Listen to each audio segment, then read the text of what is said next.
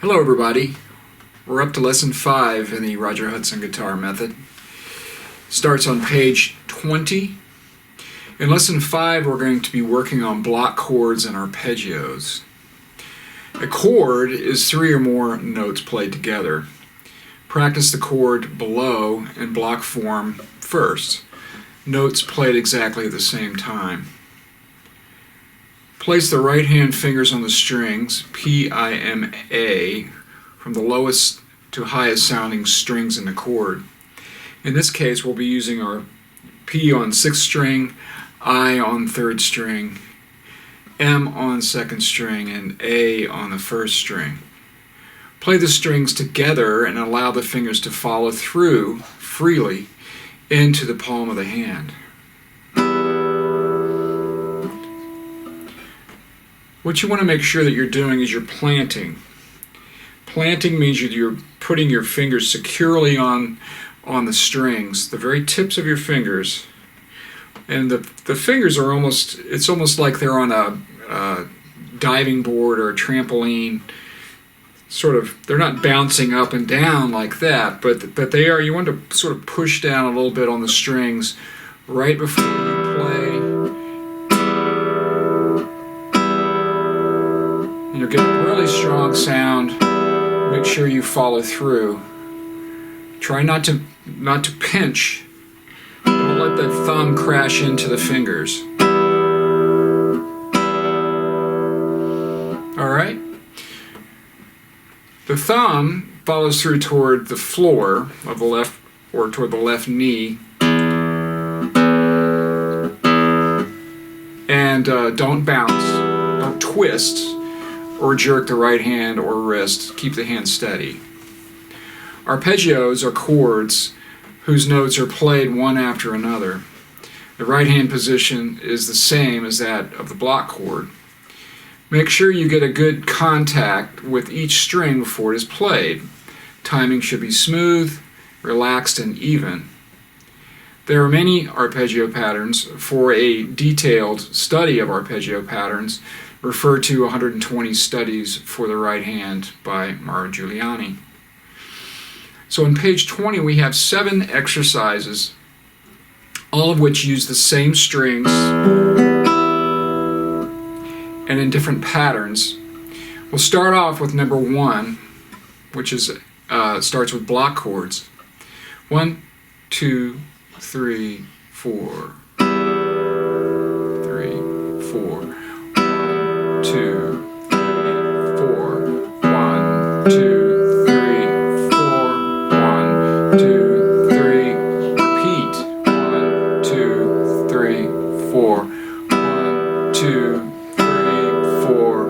1, 2,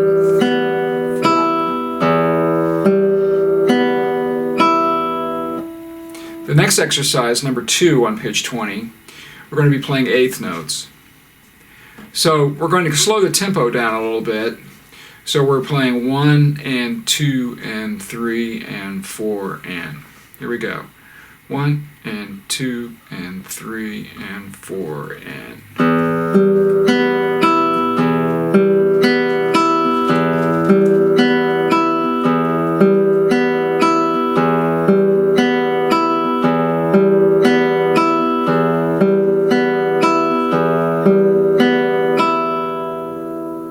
In exercise 3, we're going to try 16th notes. 16th notes will have 4 notes per beat. So the count will be 1E and 2E and 3E and 4E and here we go. 1E and 2E and 3E and 4E and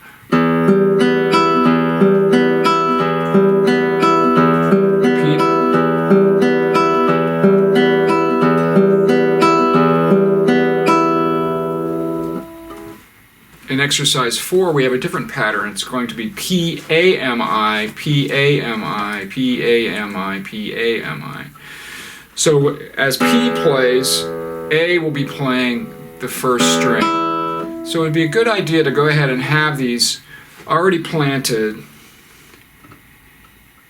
P-I-M-A, but you're going to go P and A on this one. So here we go, exercise 4. Ready, go. 1 E and a 2 E and a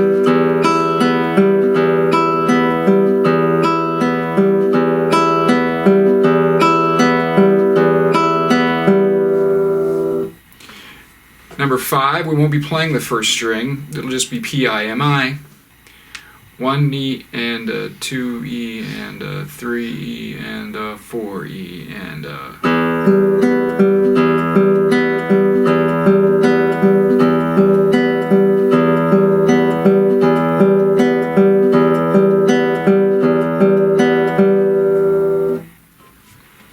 Number 6 goes in the opposite directions. P-M-I-M. 1, 2, 3, 4.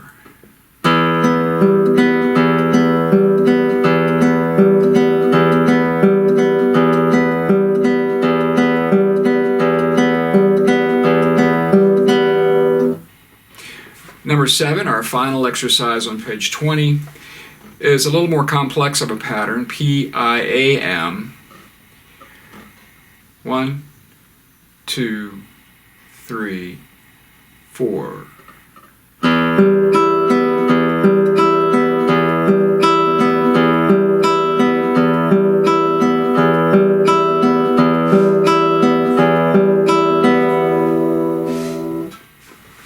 Continuing on page 21, we have a piece called the Hidden Passage. The Hidden Passage uses the same pattern that you saw on page 20, where you have the P-I-M-A pattern, which is a common pattern that we've used. If you'll notice, the first line of the Hidden Passage is the same as the second line. The third line is different, and the fourth line is the same as the first line. The ending is slightly different, and you go into quarter notes there, so make sure that you really read the notes on that last line. Sometimes students will get that wrong, so make sure you play those notes right. In the third line of the Hidden Passage, that is the most difficult part of the exercise. And you're going to need to put your first finger on the second string, first fret, and your fourth finger on the third fret, first string. You're going to be leaving this first finger down for the entire third line. And I'll show you how this works out. We're going to go ahead and play it first. Now this is in 2/4 time. It'll be 1 E and a 2 E and a. Here's the count. 1 E and a 2 E and a.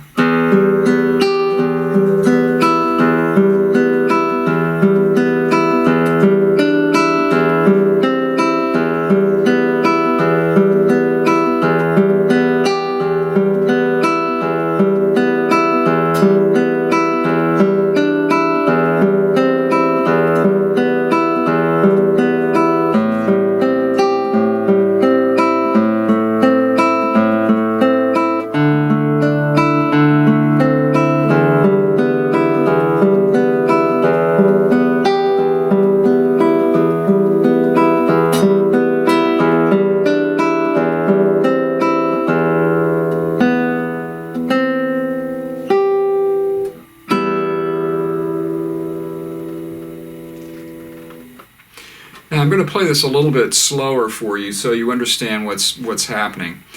The third finger needs to be on the first string, third fret at the beginning.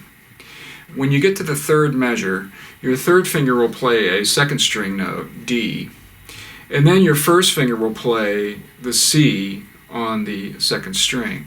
Then you'll go back to playing open. So let's just play those first 4 measures at the beginning. 1 E and 2 E and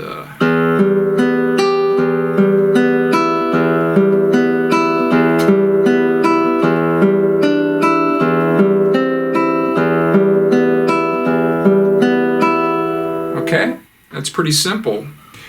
When you're on the open strings, the second measure, you're going to have to get ready to do this second string, 3rd fret note, which happens at measure 3.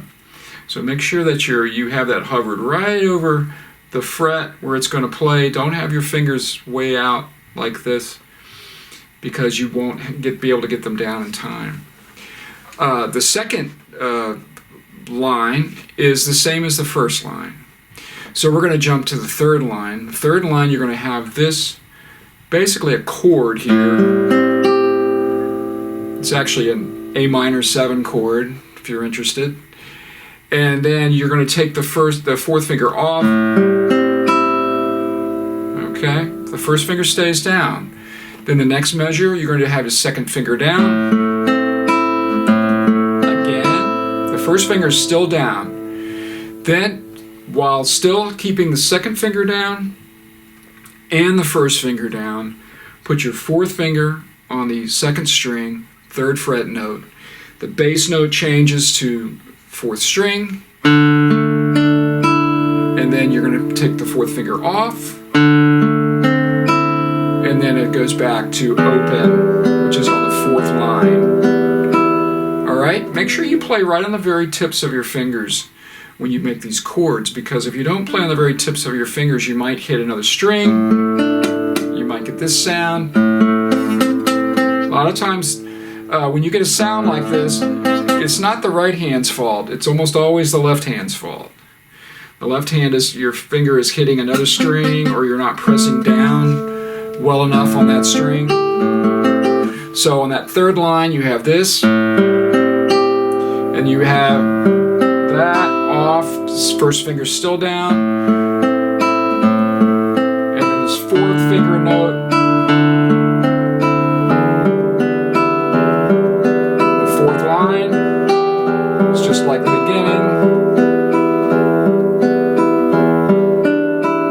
And this last line, pay close attention, 2nd string open, 3rd fret, and then block chord at the end. Alright, that's the hidden passage. Continuing with lesson 5, page 22, we're going to start looking at accidentals. Accidentals is kind of a funny name. It makes it sound like there's an accident happening or something. But most of the time, when composers write accidentals in their music, it's not an accident, they really mean to. The term accidentals means adding sharps or flats into a piece of music where it normally wouldn't have those sharps or flats. Sometimes composers use accidentals to take the music into a different and more unpredictable direction. The piece below, entitled Andante, adds the sharp accidentals of G sharp and C sharp. Sharps are indicated by the sharp sign, which looks like a hashtag or a number sign or a pound sign, and mean that the note will be played 1 fret higher than usual. Remember, higher is this way and lower is that way on the guitar, because we're talking about higher pitch. It's going up and then going down. The notes are going down, up and down, like you would see them in the music. So that the musicians refer to the notes going up or going down. On guitar, this is going up, this is going down. A note normally played on the 1st fret will be played on the 2nd fret. So F, if you have an F with a sharp in front of it, that note is going to be on the 2nd fret. If you have a C, normally right here, if there's a sharp sign in front of that C, that note is going to be played on the 2nd fret. The first accidental that appears in a measure will change the other notes of that letter name for the rest of that measure. So if you see a C sharp, for example, in the beginning of a measure, and you see another C in that same measure, but there's no sharp sign in front of it, that means that that note is still sharp. Now when it goes to the next measure, then it's back to normal, natural, unless there's another sharp sign put in front of it. So let's try Andante, page 22. And in Andante, you're going to be holding a chord, sort of just like you did with Igor's Dance. The same chord the second finger 3rd string, and the first finger 2nd string. We're going to be in 6/8 time in this piece, so the count is 1, 2, 3, 4, 5, 6, 1, 2, 3, 4, 5, 6. So here's Andante. 1, 2, 3, 4, 5, 6.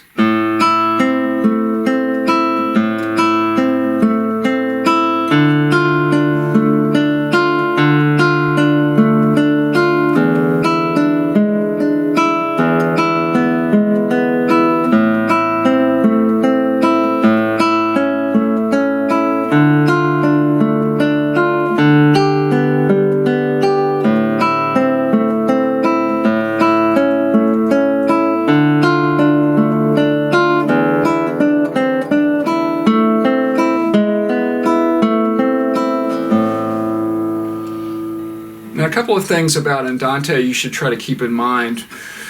Each measure is basically a chord, so you don't need to move your fingers on the left hand. Don't try to play each individual. It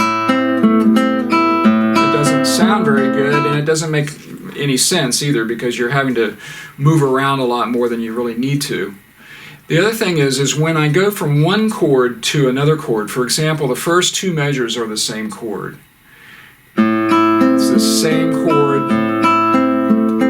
The 3rd measure is a different chord. It's a D minor chord. But the second finger note is going to still be in this new chord that is at measure 3. So I'm going to leave that second finger down. I'm going to move my first finger to the 1st fret, 1st string note. And then I'm going to put my 4th finger on the 3rd fret, 2nd string. That chord, the D minor chord, on measures 3 and 4, that's the same chord, happens twice. Make sure you play the 4th string bass note.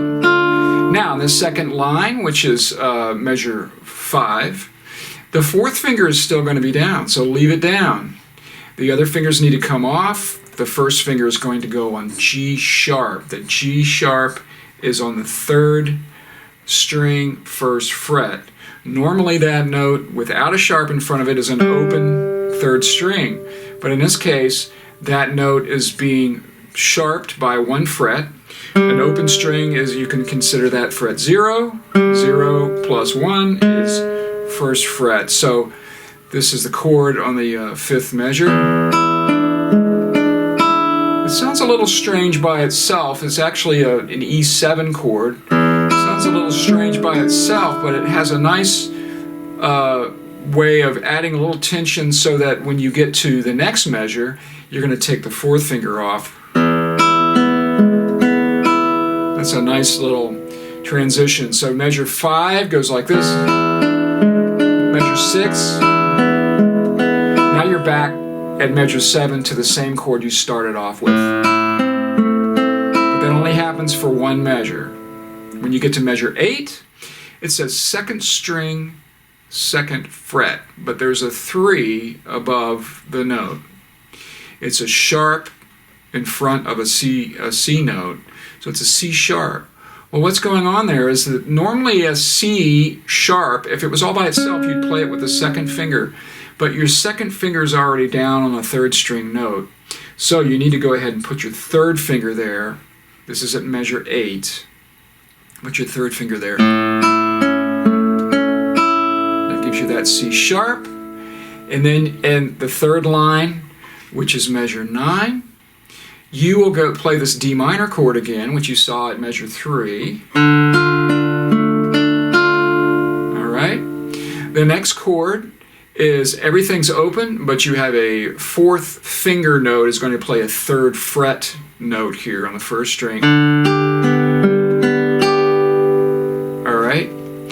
Then when you get to measure 11, you're back to the A minor chord, which starts the piece. Then this chord again, which happens to be an A major chord. Then the bottom line, you have that D minor again.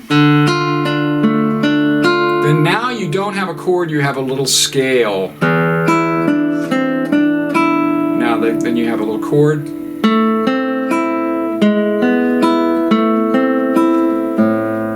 All right, well, that's Andante. Page 23, we have Ballad. And in Ballad, we have a similar sort of thing where we're playing an arpeggio on the right hand. Remember, an arpeggio is a chord, but the notes are broken up instead of played all at once. So Ballad has a bunch of arpeggios. And in the beginning of Ballad, go ahead and put your third finger on the third fret, second string, and put your fourth finger on the third fret, first string. There's a very good reason for that, and you'll find out as you play it. Let me go ahead and play Ballad for you. Notice the endings that happen at the third line. 1 and 2 and 3 and 4 and...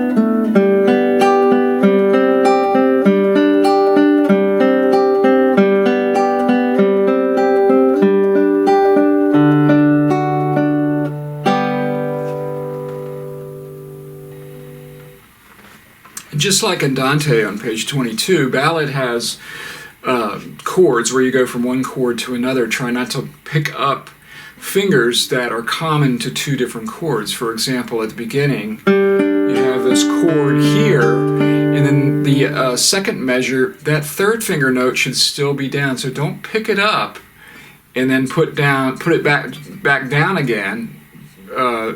It's a waste of movement. So try to keep that finger down.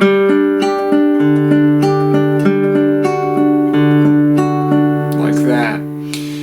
You also have these little scales. Make sure you play the F sharp.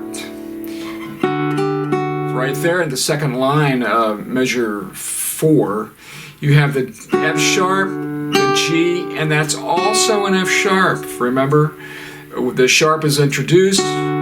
Then you have a G, and then you have another note that looks like an F, but because the F sharp was introduced into that measure, that note is still an F sharp. Okay, so make sure that you do that when you have accidentals. At the bottom of the page, page 23, we have a little piece called the fig tree. And the fig tree has block chords and little scale passages. It's also in 3/4 time. So just like in Andante, you still have this chord, this A minor chord once again is showing up, this time as a block chord. So go ahead and put the left hand fingers down, first finger on C, second string, and then A again. You should be getting used to this chord by now because we started off playing it in Igor's Dance, and now we used it in Andante. We've been using it in different pieces, so now we're going to use it in the fig tree. Go ahead and plant P on the 5th string, I am A on the 3rd, 2nd, and 1st strings. This is in 3/4 time. 1, 2, 3.